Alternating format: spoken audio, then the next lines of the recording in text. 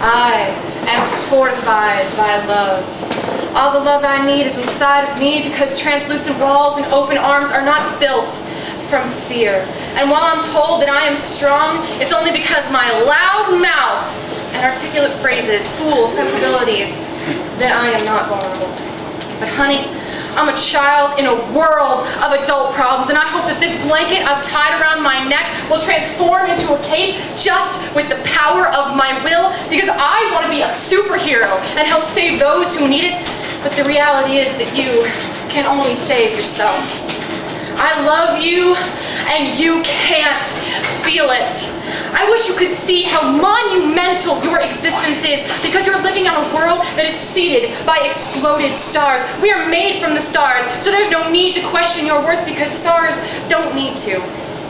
Though we were given the ability to communicate, words have no meaning to those who can't hear when they listen, and the learned are not wise, for how could I possibly find the right phrase to make you feel better? What do I say when blood replaces tears and the knife seems the only way out? When emotions become the enemy and addiction the savior? When getting out of bed is just too damn difficult? When crying becomes a daily routine? When food reflects your self-hatred? I don't want to regurgitate cliches, because like marionettes acting out our proper manners, I grew up with soft-spoken words and epitaphs, where every day may be the last. I have a story like you, where home was under the fluorescent lights that were always too bright, and the need to breathe was not a metaphor but a wish, where shaved heads and scars came from a battle that wasn't going to be won, and the sounds of life became beeps and ticks that made time tuck away because it was always running out, and the Grim Reaper was waiting. But to be honest with you, your story is more important to me. Every thought you breathe from your lips, every suffering you have endured, I feel it. Because honey, when you speak, I do more than listen. I rip open my chest and hope the seeing, the beating of my heart will help you feel better that I am human too. And you are not alone, but you feel alone in your sorrow. That you're caged by your mind, that you're in an aquarium and everyone is looking in, and breathing underwater is not your forte. All I want to do is save you from drowning.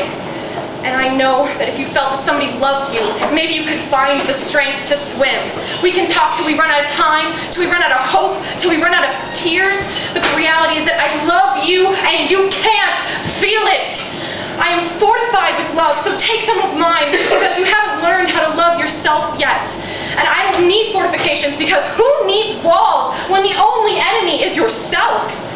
But I'm having trouble not crying now, because we're all struggling. We are children with plastic tools for coping mechanisms, and your tools have melted. And maybe I could give you a new set, so you could build fortifications of love for yourself if you could see your self-worth like I do. But who am I to tell you you're worthy when you're just a stranger, a client? Though I have a piece of paper that legitimizes my knowledge, the degree of my care doesn't come from a textbook. It comes from the realization that you are my mirror, and I may be egocentric, but I love myself.